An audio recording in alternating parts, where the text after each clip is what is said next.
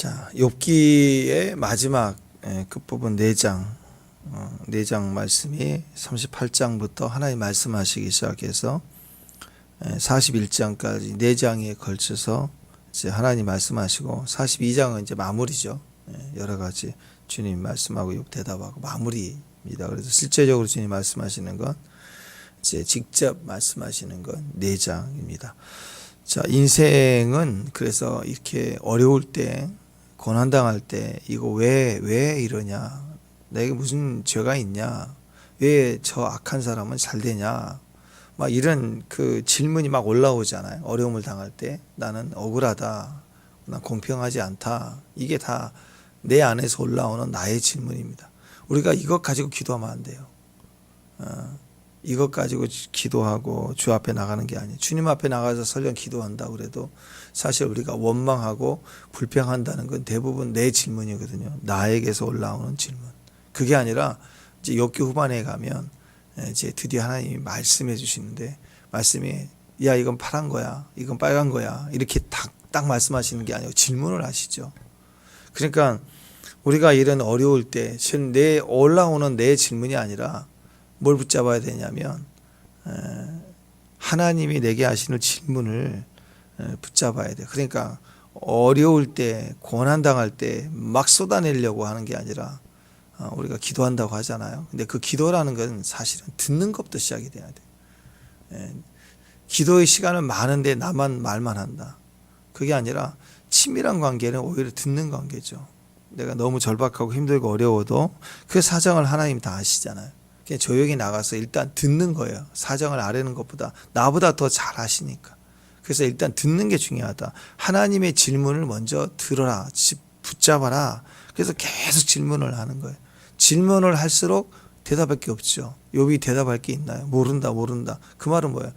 주님 앞에 나가서 기도할 때 제일 먼저 우리가 해야 될 일은 침묵하는 거예요. 기도하러 나가면 막 쏟아내는 게 아니라 침묵하는 거예요. 일단 침묵. 듣겠습니다. 왜냐하면 지금도 우리는 욥만이 아니라 지금 우리도 마찬가지입니다. 주님 우리에게 질문하면 대답할 수 있나요? 질문할 수 없어요. 우리가 우리의 생각으로는 세상의 정의를 외치고 누군가는 악하다, 못됐다 이렇게 판단할 수 있고, 내 자신에 대해서도 나는 너무 억울하다 이렇게 말하지만 사실 누가 더 억울하냐? 하나님도 억울하시죠. 그렇게 비하면. 왜? 투자를 많이 한 사람도 억울할 거 아니에요. 그죠? 나라는 존재 구원을 위해서 누가 이렇게 엄청난 은혜를 투자했겠어요. 근데 너는 정작 내 아들인 너를 위해서 십자가에 매달려 너의 영혼을 구원한 대속하는 이 엄청난 영광스러운 생명의 대가가 결국 징징거린 거냐? 그러면 할 말이 없잖아요. 그게 정말 예수님이 십자가에 올라가실 만큼 그에 합당한 고민을 내가 지금 하고 사는 것인가? 가치를. 그러면 주님이 더 할 말이 많으시죠. 그러니까 나라는 고난도 그래요. 지금은 당장 죽을 것 같고 힘들 것 같고 너무 억울한 것 같아도 여기 불나보세요. 여기 가만히 있겠어요? 뛰어나가지. 발등에 불 떨어지면 튀어나가요. 살라고. 죽겠다고, 먹기 싫다고, 나 이대로 뭐 죽겠다 말을 해도 발등에 불 떨어지고 화재다 그러면 도망간다고. 사람은 금식해 보세요. 딱 3일 해보면 딱 나와요. 3일. 이거 아니면 죽겠습니다. 그래도 3일 금식 가면 이틀 정도 되면, 뭐 어떤 사람 하루만 지나면 다 잊어버리고 밥만 먹었으면 좋겠다. 그 생각 딱 나는 게 인간이라. 그 앞에 있는 그것만 생각하는 거예요. 자기가 물린 모기한테 한 방 물리는 게 고통이지 남이 사자에게 물리는 거 별로 고통이 아니라고. 인간은 다 자기 중심이에요. 다. 그래서 어려울 때 자기 안에서 막 올라오는 거. 왜 이렇습니까? 억울합니다. 이것은 절대 이 방향으로 기도 제목을 잡으면 안 돼요. 기도를 잡으면 안 돼요. 하나님 앞에 나가서 침묵부터 해야 돼요. 들어야 된다. 내 안에 막 올라오는 소리들은 정리가 되어 있지 않습니다. 그건 정리가 안 되는 거예요. 왜냐하면 헷갈리거든요. 이미 시작이 잘못됐기 때문에 그거 계속 붙잡으면서 꼬리를 물고 올라오는 원망과 불평은 계속 될 수밖에 없어요. 오랫동안 묵은 내 안에 있는 내 혼잣말이 있잖아요. 그게 또 올라와서 겹치는 거예요. 차력이 막 겹쳐지는 것처럼 이전에 내가 욱하고 있었던 마음들이 계속 올라와서 겹치는 거예요. 그래서 내 생각이 막 내 질문이 올라올 때는 그거 어떻게 왜 그렇지? 왜 나한테 이러지? 이거 아무리 생각을 해도 해결이 안 되는 소리입니다. 계속 꼬이게 된다는 거죠.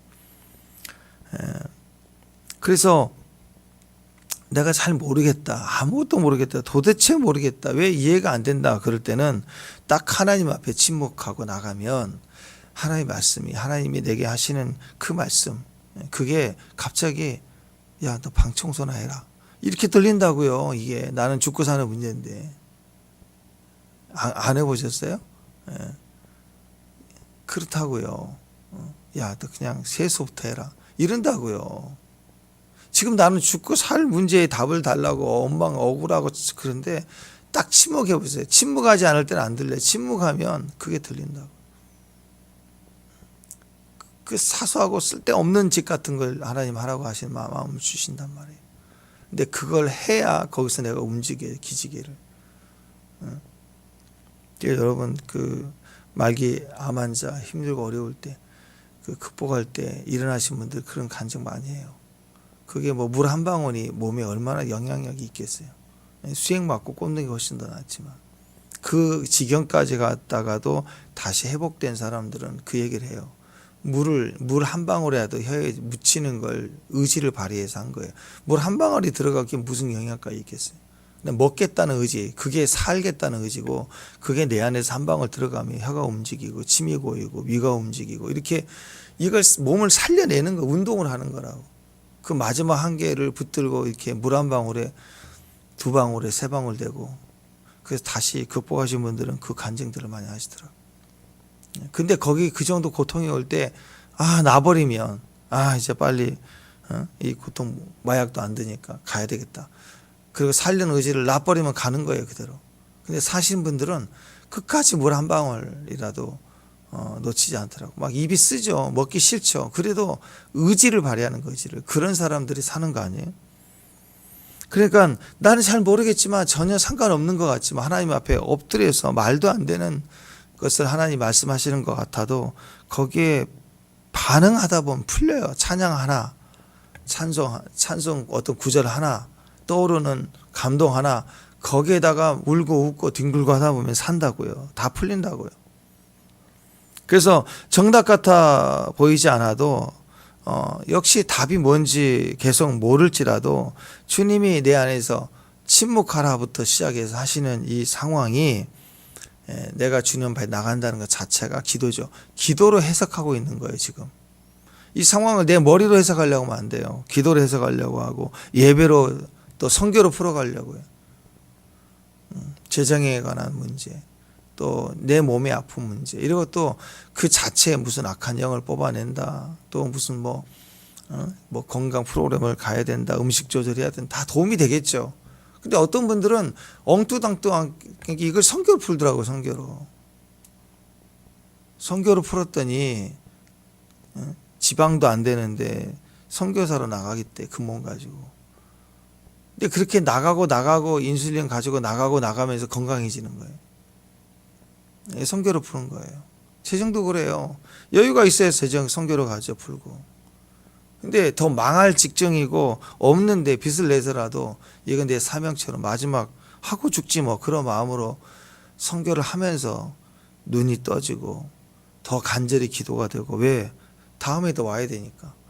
그러면서 심고 벽돌 한 장이라도 내가 얹겠다, 그런 마음으로 선교에 막 올인을 했더니 갑자기 또 풀려지는 거예요. 사업도 경제도 풀리게 되더라. 이런 간증들이 너무너무 많잖아요, 여러분. 개척교회 없는 교회, 큰 교회가 아니에요. 정말 쓰러져가는 그런 교회. 어제도 어떤 그 영상 하나를 봤는데 그 산골짜기만 옛날 교회만 쫓아가서 찍는 그런 프로그램 또 하나 있어요, 유튜버가. 완전 시골 교회. 거기 가서 다들 할머니밖에 없죠, 권사님들. 옛날 이 교회가 지어질 때 어쨌나, 이런 얘기를. 야, 정말 흥미로워요. 지금은 그렇지만 그때 그런 얘기들을 할 때, 그 어려울 때 시골에 그 교회가 세워질 때 그렇게 11절을 하고 했던 그 모습들을 보니까 막 살아나요, 그런 걸 들으면. 그러니까 사명으로 풀 때 풀린다고요, 그게. 사명으로. 그래서 그걸 내 머리로 어떤 어디서 지원을 좀 받을까, 무슨 대출이 될까, 이런 식의 풀어가는 것은 세상도 하려고 하는 거 아니에요. 근데 그거 말고 성도들에게는 우리 머리로 푸는 게 아닙니다. 기도로 푸는 거예요. 머리로 풀 수 있는 걸 누가 기도해요? 한 2천만 원 안에 해결될 일 내가 잔고에 있다. 누가 그걸 기도로 가는 사람이 있겠어요? 그냥 카드로 가는 거지. 안 그래요? 그게 아니라 계산이 안 되니까, 해석이 안 되니까 기도로 풀어가고 예배로 풀고 한 번 재단 쌓기 시작하고, 가정 재단 쌓고, 교회 재단 쌓고, 새벽 재단 쌓고, 또 사업체 재단 쌓고, 그렇게 가는 거예요. 선교로 풀어가기 시작하다 보면 하나씩 풀리더라 이거예요. 풀리다. 같이 엮여서 풀리더라. 그래서 욥기를 통해서 우리 계속 하나님 말씀하시는 거예요. 알고 가냐? 믿고 가지. 그리고 기도를 멈추지 마라. 이게 논제예요. 계속 중요한, 우리가 붙들어야 될, 계속 기도하라. 멈추지 마라. 기도를 멈추지 마라 하시는 겁니다. 이렇게 이제 주님이 계속 우리에게 이렇게 질문하시는 내용 보면은 내 생각, 내 판단, 내 안에 있는 생각, 이런 것들을 가지고 인생을 자꾸 풀려고 하면 자꾸 탓하게 되고 원망하게 되고 책임을 따지게 되고 이렇게 간다고요. 너 때문이다. 처음부터 이렇게 시작했잖아. 또 누구 항상 처음부터 그랬어. 내가 참아왔는데 결국 이런 거 아닌가. 그러면 풀린 건 하나도 없어요. 계속 꼬여요. 일은 두 번째고 내 속이 꼬인다고 더. 그러니 그걸 이전보다 훨씬 더 감당할 만한 내면이 못 되는 거예요. 막상 그 사건이 터졌을 때 내면보다 사건 이후에 꼬이는 생각이 내면을 더 망쳐버렸기 때문에 시간이 갈수록 계속 골마간다고요. 이러니 뭐 일어설 수 있겠습니까? 끝나는 거죠. 그러니까 주님이 계속 우리에게 질문하시는 건 침묵하라는 거죠. 침묵은 뭐예요? 대답할 수 없고 대답할 수 없을 때, 더 이상 할 말이 없을 때, 그때는 어떻게 되죠? 이제는 무슨 말을 해도 들을 뿐이에요. 처음부터 얘기하면 안 들어요. 그래도 우리 안에 있는 거룩한 자기 나름대로의 자기의는 그래도 나는 쟤보다 나은데 이거 끝까지 있다고 고집을 피운다고. 나 알겠는데요. 근데 난 쟤보다 낫잖아요. 이 얄팍한 걸 끊임없이 붙들고 주님 앞에 있는다고. 그러니까 주님이 막 계속 질문하시는 거예요. 너 있었냐? 그럼 계속 할 말이 없어. 주님이 딱 얘기하시면 진짜 입이 있어도 할 말이 없을 때까지 내려가면 무엇을 말씀해도 그냥 듣기만 하는 거예요. 들어라 이거예요. 그냥 결론은 이거예요. 왜 이렇게 많은 질문을 하시느냐? 들어라. 제발 좀 들어라. 뭐 하려고 설치지 말고 들어라. 무슨 계획하겠다고 계획서 들고 나서 막 그렇게 결제받듯이 그러지 말고. 그건 무슨 계획이 필요해요. 왜냐하면 계획하면 계획한 자가 책임 다 져야 돼요. 안 그래요? 근데 계획하지 마세요. 하나님이 우리 계획인데. 그걸 듣고 순종하는, 시키는 것만 하면 되는 거예요. 그러니까 내가 따지고 원망하고 그렇게 가면 절대로 해결된 게 없다. 내면은 더 상하고 골마간다. 그래서 뒤집어 얘기하면 욥기의 결론으로 좀 오지 않습니까? 하나님 말씀이 이 모든 질문을 통해서 주님이 하시는 이 전체 결론이 이거예요. 제발 침묵하고 너는 수용해라, 영접해라, 받아들이라. 왜? 다시 욥기 처음으로 가면 이 환난을 누가 시작했어요? 하나님이 시작하신 거예요. 믿고. 그냥 시험해 보는 게 아니라 믿고 시험한 거예요. 아브라함하고 달라요. 아마 성경에 나온 인물 중에 제일 특이한 시험이에요. 믿고 시험한 거예요. 믿고. 믿음의 최종 테스트를 해보자가 아니라 믿고 시험을 했다고요. 누가 시작하셨냐? 하나님이 시작하셨다고. 그러니까 이걸 온전히 영접하는 거예요. 온전히 수용하는 거예요. 아멘 하고. 이거 어디서 많이 들어본 내용이죠. 우리 잘 아시는 요한복음 1장 12절. 영접하는 자, 곧 그 이름을 믿는 자들에게는 하나님 자녀가 되는 권세를 주었습니다. 그 이름을 믿는 자에게, 믿고 영접하는 자가 믿는 자예요. 그 이름을 믿는 자에게 자녀 되는 권세를 주셨다. 이게 욥기 결론으로 가는 거예요. 영접한 자가 되라. 넌 자녀가 되라 이거예요. 아주 치밀한 관계죠. 그냥 나야 해도 되는 관계. 그래서 믿음은 받아들이는 거예요. 은혜는 받는 거예요. 무슨 은혜를 어떻게 사람이 만들어내요? 받는 거. 은혜는 받아야 되는 거예요. 믿음은 내가 받아들이는 거예요. 믿음으로 은혜를 받는 거예요. 믿음으로 은혜를 받는다. 고난도 내 눈에는 악조건 못된 것 그렇게 보여도 믿음으로 그것이 은혜구나 하고 받는 거예요. 우주 만물에는 모든 피조물들 이 부정적인 것 같아 보이는 것들 그냥 받는 거예요. 그게 길이에요. 길. 우리가 가야 될 길. 우리 가야 될 길은 뭐냐? 우리는 영접하는 존재, 수용하는 존재, 믿음의 존재라는 거예요. 자꾸 따지고 아는 존재가 아니라는 거예요. 그걸 말씀하고 있습니다. 그러니까 믿음이 뭐예요? 믿음은 영접하는 거예요. 믿음은 바라보는, 영접하는 거예요. 요한복음에 주지 아니었습니까? 영접하는 자. 그 이름을 믿는 자들에게는 하나님 자녀되는 권세를 주셨다. 우리의 구원의 시작도 여기 있는 거 아니겠습니까? 믿는 자예요. 시작이 우리 공로 행위가 아니라 시작이 믿는 자예요. 시작이 영접하는 거예요. 그러니까 우리가 막 불러댈 수 있는 하나님 그게 아니고 우리가 아는 하나님, 내가 만난 하나님 다르다고 했잖아요. 하나님에 대해서 아는 것하고 하나님을 아는 것하고는 달라요. 구원받지 않아도 하나님에 대해서 아는 건 공부하면 돼요. 신학 해갖고 1, 2, 3, 4 하나님에 대해서 예수는 누군가 이거 그냥 배우면 돼요. 학습하면 하나님 만나지 않아도 돼요. 근데 하나님을 아는 건 만나지 않고서는 될 수가 없는 거예요. 하나님에 대해서 아는 것은 신념입니다. 믿음이 아니라 신념, 확신, 서류 같은 거 보고 결제됐네. 이게 라인 떨어졌네. 이게 아는 거. 이건 신념이에요. 신념. 믿음이 아니라. 그래서 서류 믿다가 바보 된 사람 많죠. 이 서류가 조작된 거예요. 잘못된 거. 조작되지 않아도 날짜가 틀리고. 그게 자기 신념이에요. 믿음은 영원한 거거든요. 믿음하고 신념하고는 달라요. 하나님에 대해서 아는 건 신념일 뿐입니다. 이것이 우리 영혼을 구원하거나 우리를 살려내는 건 아니에요. 믿어야 되는 겁니다. 믿음은 하나님을 아는 거예요. 체험하는 거예요. 체험하는 거. 우리가 4층 집, 4층 높잖아요. 이게 3층인데 4층 높은데 불났어요. 막 베란다까지 왔어요. 막 가스가 와요. 밑에서 소방차가 왔어요. 이렇게 막 에어백을 크게 해놨어요. 거기 있으면 지식대 주습니다. 지금 뛰어내리세요. 막 얘기를 해요.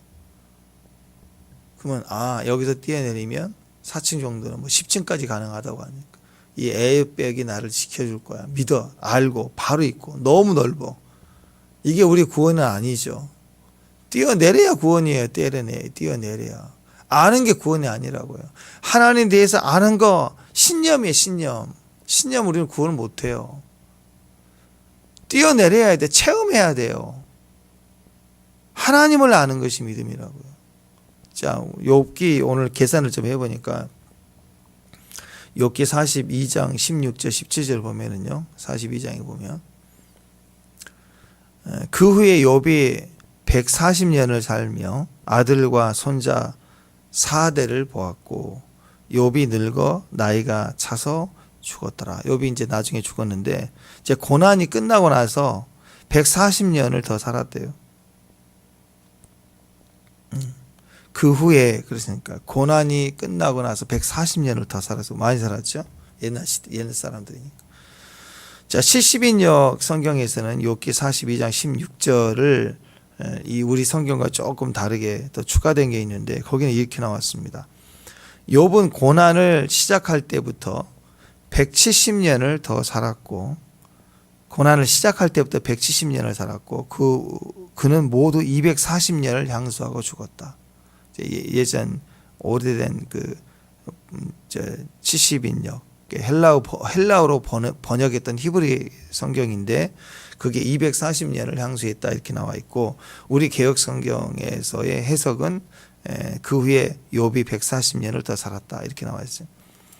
그래서 200 그 기준 여기다가 기준을 두고 보면 240 빼기 170 하면 70년이거든요. 그러니까 욥의 고난의 시작을 70년으로 보는 거예요. 그래서 정확하게 날짜는 안 나 있지만 보통 학자들이 이 70인역을 기준으로 해서 이 개혁 우리 지금 개혁개정성경 42장 16절 기준을 같이 합해서 보니까 70년은 나이 70의 고난이 시작됐다 이렇게 보는 거고, 고난 끝나고 140년을 더 살았다 그랬으니까 240, 140이면 100년이잖아요. 그러니까 고난이 끝났을 때가 100살. 그러니까 고난이 이제 기간을 굳이 정해 본다면 한 30년 되는 거죠. 30년. 욥기가 한 30년 동안 스토리에 지금 이 과정이 회복될 때까지. 회복되고 나서 140년을 더 살았고. 그러니까 그 고난의 전체 기간을 보면 이제 30년 정도인데, 사실은 욥이 재산을 잃고 또 자식이 죽고 하는 건 그냥 하루아침이죠. 하루아침에. 그러니까 욥의 고난이 30년으로 전체를 계산적으로는 그렇지만 환난을 당하고 그냥 하루아침에 쳐버린 거예요. 그냥 두두두두. 이게 감당이 안 되는 일이 터지는 건 하루아침이에요. 그러니까 여러분, 고난의 시작은 하루아침이지만 전체를 30년으로 봤다면 그 고난을 해석하는 과정이 99.9% 아니에요. 그죠?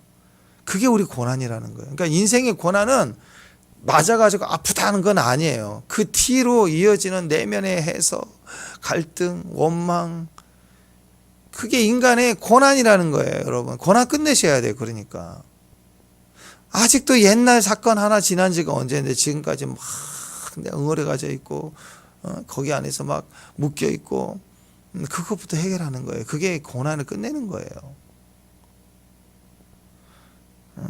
그걸 상징하는 것이 아마 제 생각에는 욥의 몸에 난 마지막에 난 욕창이 아니었나 싶어요. 성경에는 이제 나중에 42장에 가서 자녀들이 회복되고 가정도 다 회복되지만, 욥기 초반에 큰 재앙을 당한 이후에 두 번째 와서 사탄이 몸을 치잖아요. 그래서 욕창이 났을 때 이 가려움증은 중간에 고침받았다는 얘기가 없거든요.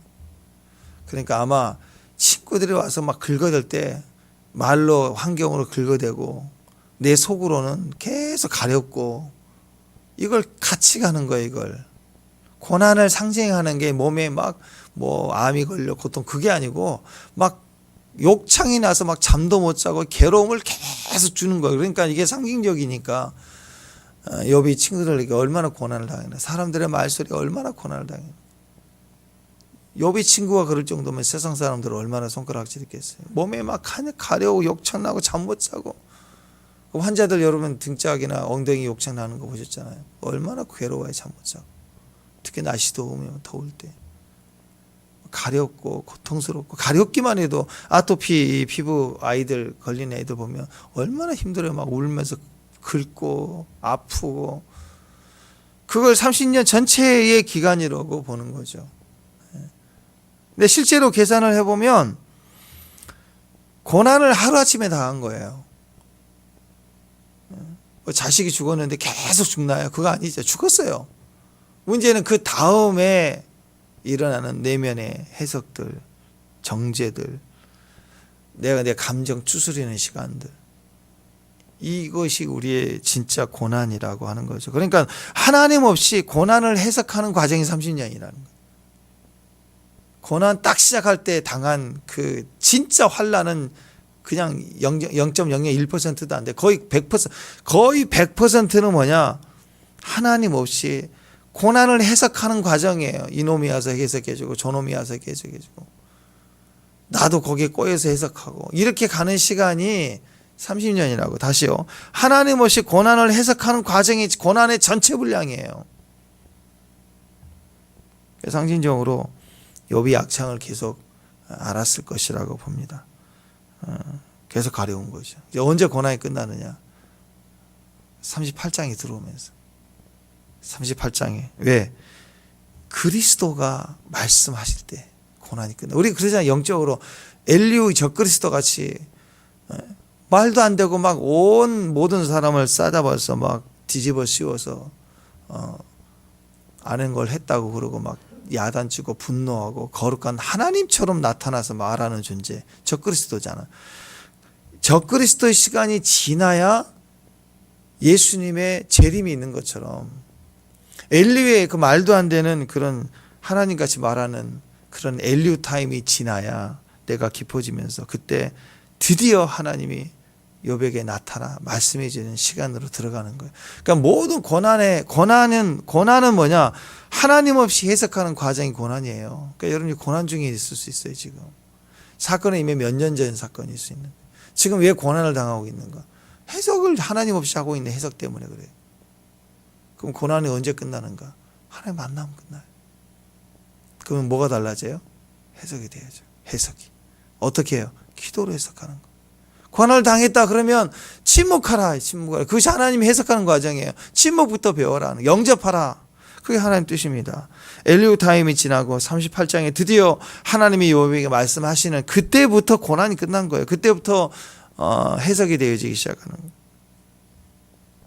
하나님은 만나 주셔야 알 수 있는 분이에요. 신학이나 상상으로 하나님을 알 수 없어요. 학습해가지고 알 수 있는 게 아니에요. 그것은 하나님이 관해서요. 하나님 관해서.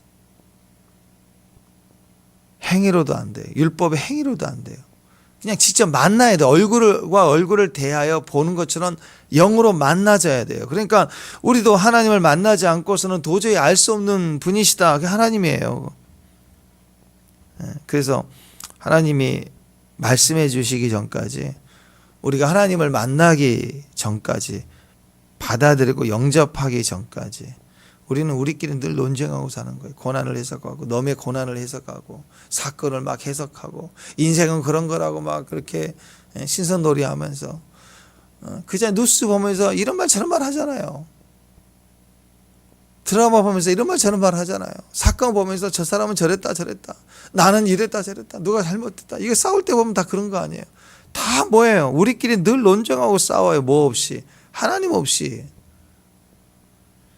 만나지 않고서는 고난이 해석될 수 없다니까요. 고난이 해석되지 않는데 내 생각으로 자꾸 해석하려고 네 생각 내 생각이 서로 해석하는 싸움만 하는 게 고난이에요. 인생은 그래서 전체가 고난인 거예요. 인생 전체는 하나님 없이 사는 게 고난이에요. 계속 네가 옳다 내가 옳다, 내가 오늘 무시당했다. 그래서 오늘 고난이 종말되기를 원합니다. 고난이 끝나기를 원합니다. 어떻게 해요? 만나면 돼요. 하나님을 만나서 침묵하는 것부터 시작하는 거. 그게 고난의 종말입니다. 나의 하나님, 내가 만난 하나님. 이건 체험이잖아요. 내가 지금 느끼는 하나님부터 시작하는 거예요. 기도할 때, 예배할 때, 찬송할 때, 그때 그 찬송 속에 하나님이 체험되고, 하나님의 마음을 듣고, 내 중심의 마음으로 주님과 화답하고, 이게 우리 신앙의 하나님이에요. 종교적 하나님이 아니라 신앙의 하나님이에요. 거기서 또 풀어지는 거예요. 알라고 하지 말고, 해석하려고 하지 말고, 주님을 만나기 시작하는 것부터 풀어지기 시작하는 거예요. 37장까지가 고난입니다. 그래서 뭐예요? 계속 하나님 없이 우리끼리 논쟁하는 거예요. 그건 믿음이 아니라 신념입니다. 38장부터 하나님으로 듣기 시작하니까 믿음이 시작되더라. 만나야 영접할 거 아니에요. 영접하는 게 믿음이니까. 믿고 영접하면 자녀되는 권세를 주잖아요. 그래서 욥기 42장에 보면 주의 말씀이 끝나고 42장에는 자녀처럼 회복이 돼요. 자녀처럼. 욥의 모든 것이 자녀같이 회복이 돼요. 누가복음 15장 같은 막 잔치가 벌어져요. 주님이 얼마나 기뻐하신, 욥이 얼마나 기쁜지. 그리고 자기 세 친구들을 위해서 주님이 그때 세 친구들을 책망하죠. 그때 욥이 그래요. 욥이 기도해줘요. 축복해줘요. 그랬더니 하나님이 그 음성을 듣고 욥의 친구들에게도 속죄하라 해서 속죄해서 다시 또 다 받아주죠. 이 놀라운 권능이 나오잖아요. 축복이 나오잖아요. 이게 다 하나님으로 만나지니까, 믿음이 시작되니까 영접하니까 믿는 거니까, 요한복음 말씀처럼 믿고 영접하니까 자녀되는 권세가 줘요. 다 같이 자녀가 되고 자녀의 권세를 누리는 잔치로 가더라고요. 1절 2절 한번 보세요. 1절 2절. 자, 40장 1절이죠. 시작. 여호와께서 또 욥에게 일러 말씀하시되 트집지 않는 자 전능자와 다투기느냐 하나님을 탓하는 자가 대답할지니라. 보세요. 트집지 않는 자, 탓하는 자, 이게 뭐예요? 자기 판단, 자기 생각, 자기 질문, 막 선악과에 선악과로 보는 거예요. 이걸 중심으로 인생을 해석하려고 할 때 의인이라고 했던 사람도 점점 변합니다. 정말 신앙 좋았다는 사람이 자꾸 트집지 않는 자, 탓하는 자로 변해버려요. 점점점. 왜? 자기 생각 치고 나오니까. 그러니까 욥이 38장 39장에서 깨닫는 건 뭐냐? 계속된 질문을 통해서 나는 아는 게 없구나.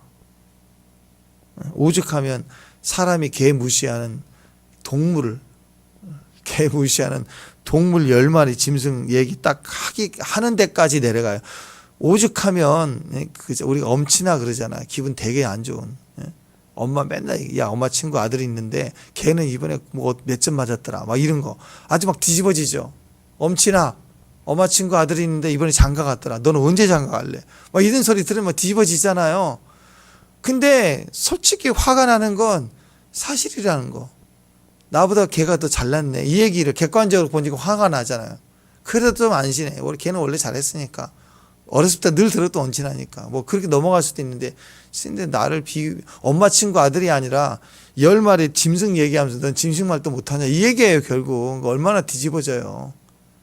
상대가 좀 레벨이 높아야 좀 화가 나도 좀 참는데, 짐승 갖다 놓고 나한테 얘기를 하면, 너 짐승 얘기하는데 아니, 그러면 진짜 자존심 상하잖아. 그죠? 짐승에 관한 이야기 너 아니? 몰라요. 그 말은 뭐예요? 나는 참 아는 게 없구나. 그래, 나는 짐승의 생각만 또 못하구나.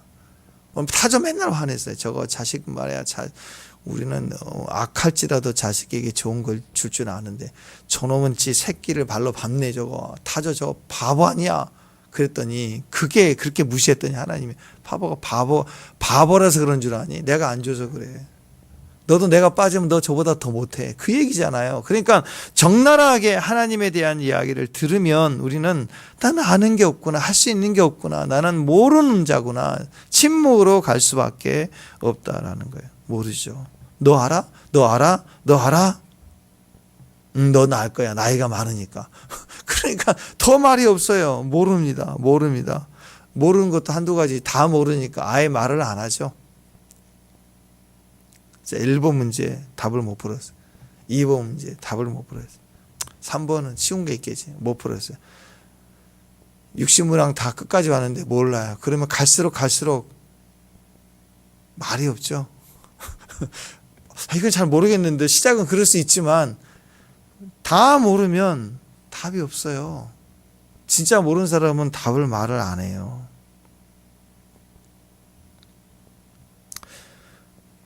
너 이런 거 알아? 알아? 모릅니다. 계속 나오죠. 창조 때 너 있었냐? 없었죠. 바닷물이 막 경계에 있는 거 알아? 하늘에서 눈 내리는 길이 있어. 곡간이 있대. 너 알아? 10마리 짐승 얘기하면서 강점, 약점, 그들의 습성, 기질. 너 그거 알아? 동물의 왕국 그거 알아? 몰라. 지금도 그래요. 가끔씩 동물의 왕국 이거 딱 나온 거 보면 지금도 신기해. 사자가 저런 게 있구나. 다 알아요, 여러분? 저는 모르겠더라고요. 지금 보면 또 새로운 걸 봐. 지금도 동물의 왕국 이렇게 다큐멘터리 하나 보면 새로운 게 보여. 야, 저런 게 있었네. 몰라요. 우리는 다 몰라요. 욥도 모르고 지금도 모르고. 이런 질문들을 계속 듣다 보면 솔직히 아는 게 나는 일도 없구나. 모르구나. 이게 정답입니다. 여러분, 몰라도, 홍길동처럼, 몰라도 모른다고 말을 못하는 거, 그게 회개예요, 회개. 잘못을 했는데 잘못했습니다라고 말도 못하는 정도가 되는 게 진짜 회개예요. 저 잘못했거든요. 알았죠? 됐어요. 잘못했잖아요. 내가 사과했잖아요. 막 들이대. 그건 사과한 게 아니죠.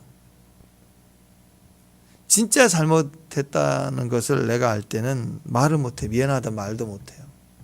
그게 진짜 회개입니다. 하나님 앞에 와서 말할 수 없는 사람이 진짜 회개예요. 그래서 주여 나를 불쌍히 여겨주세요. 그것밖에 못하는 거예요. 몰라도 모른다고 말을 못하는 거, 그게 그 침묵, 그게 주여 나를 불쌍히 여겨 주옵소서. 나는 죄인입니다. 그 고백입니다. 하나님 앞에 우리의 무지와 무능과 죄됨을 인정하는 사람, 고개 저으면서 잘못했습니다. 하나님. 그럴 수가 없어요. 말을 못해요. 하나님의 영광 앞에 나는 모릅니다. 나는 죄인입니다. 나를 불쌍히 여겨주세요. 그것밖에 할 수 없는 존재. 그 침묵인데, 잘못했다고도 말을 못하는 침묵이에요. 침묵인데, 육신적으로는 침묵은 말을 못하는 건데, 영적으로는 강력한 외침이에요. 하나님 저를 불쌍히 여겨주세요. 우리 안에서 이렇게 내가 꺾여져야 돼. 내가 꺾인다는 것은 침묵이에요. 하나님 앞에 고개를 들고 설 수가 없는 거예요. 대신에 하나님 앞에 나를 긍휼히 여겨달라고, 나의 무지를 깨트리고 나의 무능을 인정한다고, 내 중심이 꺾였다고 주님 앞에 막 외치는 외침이죠. 이게 틈이거든요. 나를 찢어내야 돼요. 내 중심의 견고함을 찢어내는 거예요. 그게 침묵이라고요. 그 침묵이 임할 때 그 작은 틈 사이, 내가 찢어지는 그 틈 사이에 빛이 들어가요. 그 은총의 빛이 들어가요. 마치 뭐가 같냐면 동굴 속에 깊이 갇혀 있는데 한 줄기 빛이 비쳐요. 빛이 비치는 거예요. 그러면 소망이 생기죠. 그 빗줄기를 따라가는 거죠. 빗줄기를 따라가서 어떻게 해야 돼요? 그 빗줄기가 시작되는 그 입구까지 가서, 그 입구에 가서 그 문을 확 열어버려야 동굴에서 나오는 거죠. 고난에서 나오는 거예요. 사망에서 나오는 거예요. 그때 그 은혜로 들어가는, 그 은혜로 거기를 출입해 들어가는 거예요. 그러니까 내가 나를 찢고 내 안에서 꺾어버리면 한 줄기 빗줄기가 들어온다고 해요. 은총의 빛이. 근데 그거 보고 있을 사람 어디가 있어요? 이렇게 헤매고 빛이 없이 헤매고 절망 가운데 있다. 빗줄기 비치면 소망이 생기는, 달려가는 거죠. 그 빗줄기를 따라가다가 문을 확 열어버려야 돼. 영접하는 자, 곧 그 이름을 믿는 자에게는 하나님 자녀가 되는 권세를 주셨다. 그 권세를 딱 붙들고, 예수를 딱 붙들고 가서 문을 열어버리고 나가야 돼요. 그 은혜에 속해야 돼요. 은혜로 안겨야 돼요. 그래서 이 작은 틈이 중요해요. 내가 꺾이는 거, 말할 수 없는 거, 대답할 수 없는 거, 잘못했는데 잘못했다가도 말을 못할 만큼의 미안해지는 거, 주님께 너무 죄송한 거, 그 안에서 침묵이 나를 찢어내는 거예요. 찢어낼 때 활짝 열리는 길이 있다고요. 봄날이 있다고요. 꽃길이 있다는 거예요. 꽃길이. 네, 문이 열려야 됩니다. 마음의 문을 확 찢고 나가야 돼요. 문을 열어야 돼요. 그게 은혜라는 것입니다. 은혜. 그러니까 은혜가 예수님이죠. 축복합니다. 예. 근데 예수님으로 시작돼서 한 줄기 빛 같은 유일한 빛이에요. 그 예수님 붙들고 가면 그 다음에 은혜 위에 은혜로라. 한량없는 은혜, 갚을 수 없는 은혜, 내 삶을 애워싸는 하나님의 은혜, 한량없는 은혜가 막 들어오는 거예요. 여러분, 예수님 믿고 빗줄기 인내하고 가만히 있지 말고 한량없는 은혜, 은혜 위에 은혜로 문을 열고 들어가셔야 돼요. 예수님 믿으면 그걸 끝나는 게 아니에요. 한량없는 은혜로 하늘에서 간 모든 것을 우리에게 열어주시고 공급해 주시는 분이세요. 그게 정답이라는 거예요. 정답. 하나님의 음성의 핵심입니다. 거기에 있는 거예요. 따라가는 거예요. 3절, 4절, 5절 보면 욥이 여호와께 대답하여 이르되 보소서 나는 비쳐나오니 무엇라 주께 말씀하리까. 손으로 내 입을 가릴 뿐이로소이다. 내가 한번 말하였사온즉 다시는 되대답하지 않겠나이다. 이 침묵이에요. 잘못해도 잘못했다고 말한 듯 그게 되겠냐고. 전 못하겠습니다. 죄송합니다. 나는 그냥 입을 가리고 침묵할 뿐입니다. 이런 태도, 이 중심이 마음이 열린 거예요. 빛이 임한 거예요. 하나님 나타났죠. 은혜로 나타내 주셨죠. 하나님 말씀해 주세요. 온다고 하나님 나타나시나요? 은혜예요. 주님이 한 줄기 빗줄기로 나타나 주시는 거, 말씀해 주시는 때. 그때 너무 죄송하고, 그래서 내가 말할 수 없는 자가 됐을 때 틈이 열리고 그때 문이 열리고 할렐루야, 은혜 위에 은혜로 들어가게 되는 거예요. 사도 바울도 로마서 7장에 보면은 재밌어요. 로마서 7장 보시면 오라 나는 공고한 자로다. 사망의 몸에서 누가 나를 건져라라. 진짜 바울이 사망 당한 자의 고통, 욥의 수준만큼 그렇게 고통을 당했어요. 사망 얘기하잖아요. 사망.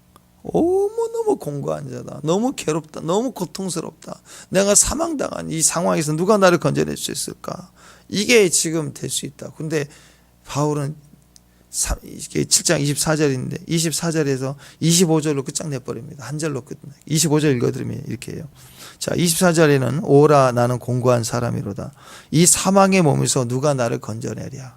그리고는 이 고통 속에 계속 있지 않고 그 다음 절 보니까 우리 주 예수 그리스도로 말미암아 하나님께 감사하리로다. 그런즉 내 자신이 하나님 마음으로는 하나님의 법을, 육신으로는 죄의 법을 섬기노라. 자, 보세요.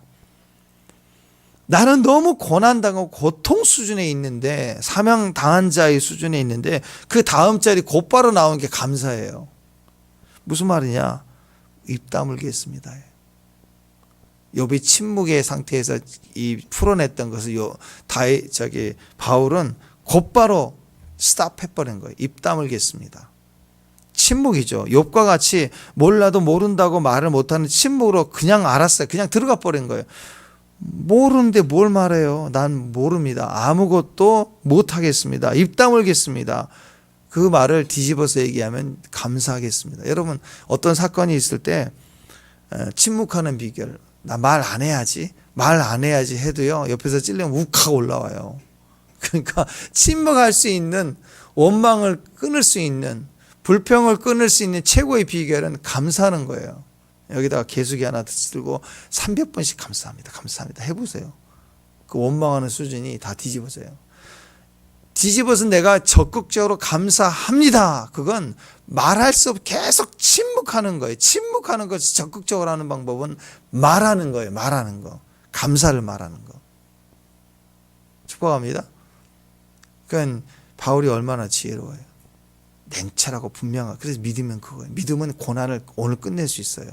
다시 해석합니다. 고난의 욥의 30년의 기간에 실제적인 환난은 0.01%도 안 돼. 그냥 그날 시작된 거예요. 나머지 30년 가까이는 계속 이 생각 저 생각 하나님 없이 해석하고 논쟁하고 몸이 옥청나고 이게 질질 끌어지는 거죠. 근데 바울은 이걸 단번에 끊어버렸어요. 어떻게? 감사하리로다. 그랬더니 어떤 일이 벌어졌어요? 입 다물겠습니다. 너무 고통스럽습니다. 근데 뭐예요? 입 다물겠습니다. 그 말이 감사합니다. 그리고 인정한 거예요. 욥이 그랬죠. 내가 돈을 잃었지 가오를 잃었냐? 똑같아요. 바울이 그래서 하나님께 감사합니다. 그 말은 내가 지금부터 이 고난에 대해서 이제 말하지 않습니다. 무엇을 말하느냐? 내 자신이 마음으로는, 신앙으로는 하나님의 법을, 육신으로는 죄의 법을 섬기는. 난 죄의 고난을 당한다 이거예요. 죄의 법, 죄의 고난, 죄의 형벌, 정죄. 말해, 괜찮아, 당할 거야. 나는 그런 사람이니까. 난 무지한 사람, 나는 무능한 사람. 누가 무능하다 그러면 그렇지, 나 무능하지. 인정하겠다는 거예요. 분리시키는 거예요. 그러나 내 신앙을 갖고 가겠다. 하나님의 법으로 가겠습니다 하고 선을 딱 끊는 거죠. 그랬더니 로마서 8장으로 넘어가잖아요. 딱. 그리스도 예수 안에 있는 나에게는 결코 정죄함 없나니 그리스도 예수 안에는 생명의 성령의 법이 죄와 사망의 법에서 나를 해방하였네. 할렐루야 예수. 이렇게 가는 거예요. 이렇게. 로마서 8장. 성경의 모든 복음 중에 복음이 로마서. 로마서의 복음은 8장. 이 8장이 여기서 나오는 거예요. 하나님을 따지는 대상, 판단하는 대상이 아니라 믿음의 대상, 경배의 대상으로 영접해드립니다. 그러니까 침묵하는 게 얼마나 위대해요. 침묵 그 최고의 방법은 감사하는, 그리고 분리하는 것. 그게 오늘 고난을 끝내는 거예요. 고난을 끝내는. 오늘 이 지혜를 가지고 선악과 영성입니다. 선악과 영성들 따지고 판단하고 정지하고 자꾸 자기가 뭘 하면 되는 줄 알고 나서고 그렇게 하지 말고 그냥 주님 침묵 속에 듣고 감사하고 믿음의 반응으로만, 내 마음으로는 하나님의 법을 그랬으니까 하나님이 영으로 기뻐하고 즐거워하는 것만 붙들고 가는 거예요. 세상이 무엇하고 나에게 말을 한다 할지라도 내가 영으로 하나님을 감사하고 찬양하고 그것만 하고 가는 거예요. 세상은 세상대로 떠들어도 나는 내 입으로는 하나님을 찬양하고 계속 나는 내 길을 가는 거예요. 그러면 고난이 끝나요. 고난의 99%는 하나님 없이 생각하는 거니까. 그게 끝장난다고, 오늘 당장 끝장난다고. 그때 환경은 저절로 풀어져요. 하나님이 해결해 주죠. 우리 입술에 감사가 늘 물려있는 귀한 종들 되시길 바랍니다. 기도하겠습니다. 하나님, 감사로 제사를 드리는 자가 나를 영화롭게 하나니, 하나님, 우리가 하나님께 감사로 제사를 드립니다. 우리의 고난, 아픔을 희생 제물로 감사로 드리고 우리 입술로 항상 주의 이름을 말하고 감사하고 예배하는 귀한 종들 되게 하옵소서. 하나님 영화롭게 하는 감사하는 자 되게 하옵소서. 예수님의 이름으로 기도합니다.